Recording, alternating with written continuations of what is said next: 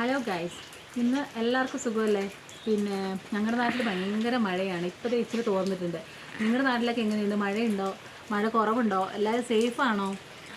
സ്കൂളുകൾക്കൊക്കെ ലീവാണല്ലോ അല്ലേ? അതുകൊണ്ട് തന്നെ കുറേയൊക്കെ നമുക്കൊരു സമാധാനം ഉണ്ടോ? മക്കൾ എവിടെയും പുറത്തൊന്നും പോയി കളിക്കില്ലല്ലോ, അങ്ങനൊരു നമുക്കൊരു സമാധാനം ഉണ്ടാവും അല്ലേ? കുറേയൊക്കെ അല്ല, പുറത്ത് പോയി കഴിഞ്ഞാൽ നമുക്ക് ടെൻഷനൊന്നും കുറേയൊക്കെ ഉണ്ട്, നമ്മുടെ കൂടെ നമ്മുടെ വീട്ടിലിരിക്കുവാണെങ്കിൽ അല്ലേ? പിന്നെ അപ്പോൾ ഞാനിന്നൊരു ഇമ്പോർട്ടൻറ്റ് മെസ്സേജ് പറയാനാണ് വിളിച്ചത്. പറഞ്ഞത് എന്താണെന്നറിയോ? കഴിഞ്ഞ ഇന്നലെയും മിനിഞ്ഞാന്നൊക്കെ നമ്മൾ ഈ ചൂരൽമല, മുണ്ടക്കൈ ഇവിടെ ഈ ഭാഗത്തേക്ക് ദുരിതാശ്വാസ ക്യാമ്പുകൾ നടക്കുന്നുണ്ട് അല്ലേ? അവിടേക്ക് ഒരുപാട് സാധനങ്ങൾ വന്നിട്ടുണ്ടായിരുന്നു. അതിൽ കുറച്ച് പേരൊക്കെ പഴകിയ ഡ്രസ്സൊക്കെ വരുന്നുണ്ട്. പഴകിയ ഡ്രസ്സ് സത്യം പറഞ്ഞാൽ സങ്കടം തോന്നുന്നുണ്ട്. കാരണം അത് ഇന്നലെ വളരെ സങ്കടം തോന്നിയ ഒരു കാര്യം പറയാനാണ്. ആ പഴകിയ ഡ്രസ്സിൽ കുറേ അത് നമ്മൾ യൂസ്ഫുള്ളായിട്ടുള്ള യൂസ് ആകുന്നത് ഡ്രസ്സ് നമ്മൾ കളക്ട് ചെയ്യുമ്പോൾ അതിൽ വളരെ വിഷമം തോന്നിയൊരു കാര്യമുണ്ട്. എന്താണെന്നറിയോ?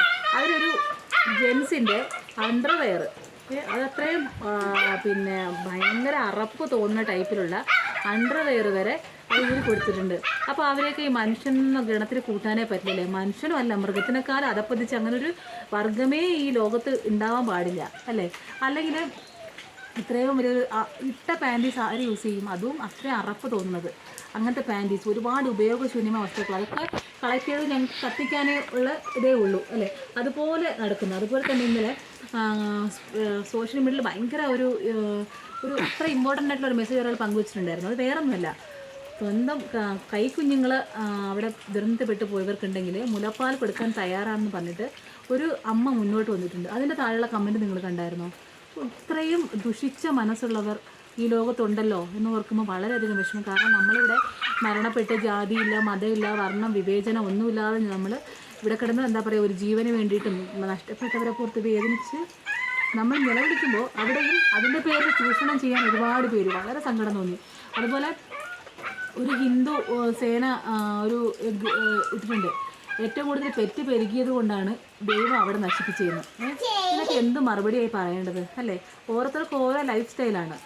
ഒരാൾക്ക് 2 മക്കൾ മതിയാവും, ചിലവർ 5 മക്കൾ വീഴുന്നത്. അത് അവരുടെ കപ്പാസിറ്റിയാണ്. അവർക്ക് വളർത്താൻ കഴിയും എന്നവർക്ക് തോന്നുകൊണ്ട് അവർ പ്രസവിക്കുന്നു അല്ലേ?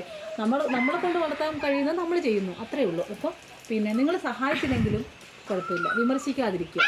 അവനവൻ കഴിയുന്ന സഹായം ചെയ്തോട്ടെ. പിന്നെ ദയവ് ചെയ്ത് നിങ്ങൾ സാധനം പാക്കും പഴയ സാധനങ്ങൾ കൊടുത്തു വിടരുത് പ്ലീസ്.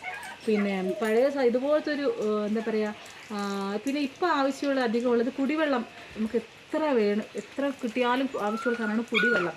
പിന്നെ കുറച്ച് കഴിക്കാനുള്ള പ്ലേറ്റ്, പിന്നെ വേണ്ടത് പായ, ബെഡ്ഷീറ്റ്, തലയണ, അതിൻ്റെ പുതപ്പ്. ഇതാണ് മെയിനായിട്ട് വേണ്ടത്. അല്ലാതെ പിന്നെ കുറച്ച് ബിസ്ക്കറ്റ് റസ്ക് അത്യാവശ്യം ഉണ്ട്.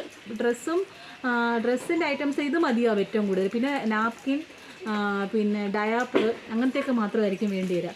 അപ്പോൾ എല്ലാവരും അത് ചെയ്യാൻ ശ്രമിക്കുമല്ലോ. നമ്മുടെ ഈ പ്രകൃതി ദുരന്തത്തിൽ ഞങ്ങളുടെ വയനാടിനൊപ്പം കൂടെ നിന്ന നമ്മുടെ Indian army, rescue, scuba dive, അതിൻ്റെ രക്ഷാപ്രവർത്തകർ, പോലീസുകാർ, നാട്ടുകാർ, ചെറുപ്പക്കാർ. ഇന്നലെ ഞങ്ങൾ അതിലേക്ക് പൊയ്ക്കൊണ്ടിരുന്നപ്പോൾ മേട്ടുപ്പാളയത്തിൽ നിന്ന് ഒരു 4 ബോയ്സ് വരുന്നുണ്ട്. അവർ സ്വന്തം അവിടെ നിന്ന് വണ്ടിയിൽ മുകളിൽ ടയറൊക്കെ കെട്ടി വരുന്നുണ്ട്. അപ്പോൾ ഞാൻ അവരോട് സംസാരിച്ചപ്പോൾ ഞങ്ങൾക്ക് നിങ്ങൾക്ക് ഇവരെ അറിയുമോ? ആരുമല്ല, അത് തമിഴ് ബോയ്സാണ്. അവിടെ നിന്ന് വരികയാണ് ഒരു 4 പേര് സ്വന്തം റിസ്കിൽ വന്ന് ഈ സഹായത്തിന് കൂടെ വേണം. ആരെന്ന് പോലും അറിയാതെ അത്രയ്ക്ക് മനുഷ്യത്വം എന്താ പറയുക തെളിയിച്ചത്.